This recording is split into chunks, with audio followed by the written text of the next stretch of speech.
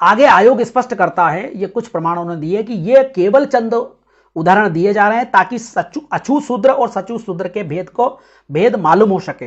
हालांकि बहुत से पिछड़े वर्ग की जातियों का सामाजिक स्तर अछूत वर्ग में आने वाली जातियों के समान है, जिन्हें कमोबेश अछूत माना जाता है, जैसे धोबी और नाई आदि, तथा वे हरिजन या आदिवासी बनने की मांग करते आ रहे। वही पिछड़े वर्ग में आने वाली बहुत सी जातियां अपने को क्षत्रिय, ब्राह्मण और वैश्य वर्ण में शामिल होने की जी तोड़ कोशिश करती रही है, क्योंकि कुछ संपन्नता, शिक्षा और जागृति में से इनमें महिमामय सम्मान पाने की लालसा जाग उठी। 20वीं सदी के द्वितीय दशक में पिछड़े वर्ग के अंतर्गत आने वाली जातियों ने उत्थान का प्रयास किया। छापेखाने, समाचार पत्र, पत्रिकाओं, पुस्तकों आदि के कारण और नए वातावरण से उनमें भी जागृति आई। अतः उन्होंने अपनी जाति को ऊंचा उठाने का प्रयास किया। इस उत्थान तथा पुनर्जागरण के काल में पिछड़े वर्ग की जातियों में क्षत्रिय बनने, ब्राह्मण बनने और वैश्य बनने की होड़ लग गई। लेकिन दक्षिण भारत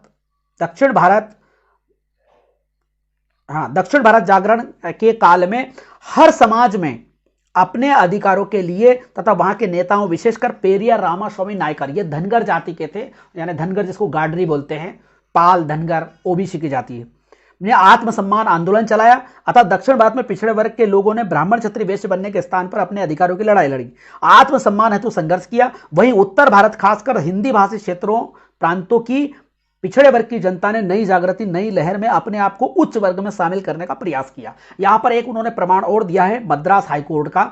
उसमें कहा कि पुनः मुक्काका ने बनाम अम्मा कुट्टी के मुकदमे में मद्रास हाईकोर्ट के सामने एक प्रश्न आया था कि मदुरै के यादव क्षत्रिय हैं या शूद्र है। यादव लोग अपने को क्षत्रिय बतलाते हैं, परंतु अदालत ने अपने फैसले में उन्हें शूद्र घोषित किया है। यह 1927 ILR 52 मद्रास पेज नंबर 1 में लिखा है।